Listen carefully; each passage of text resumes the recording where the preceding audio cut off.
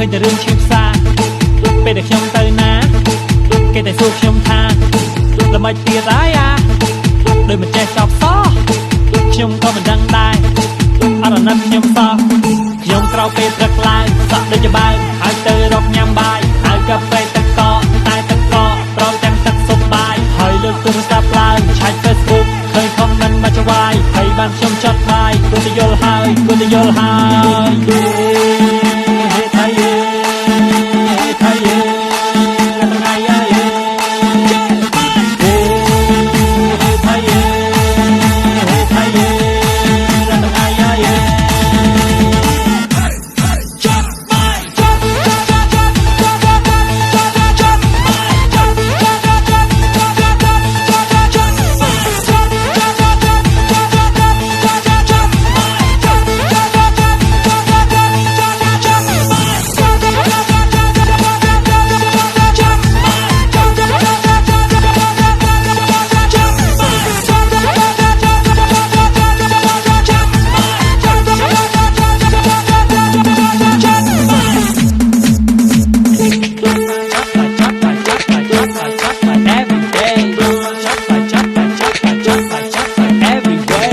និយាយរួមទៅមិនសូវរឿងនោះទេទោះខែណាក៏តបមកគេ I can't get one benefit okay okay let's go បាក់ទូរទស្សន៍មកគេជ្រៀងលេខកំសាន្តបរិស្មីហោមាន HD TV មកគេជ្រៀងលេខកំសាន្តកំដរភាពចន់បាយអរសាយតាមរបៀប technology ទីទូរស័ព្ទមកចុចមើល YouTube មិនហ៊ានចូល Facebook ដាក់អារម្មណ៍វូវីយ៉ាងយ៉ាងនេះក៏យ៉ាងនេះចាក់មក oh my god wow notification រកយកម្លេះមានរឿងអ្វីមក take យ៉ាងនេះទូរស័ព្ទរកកណ្ដឹងស្ទើរតែប្រែគ្រាន់តែចុចចូលលើ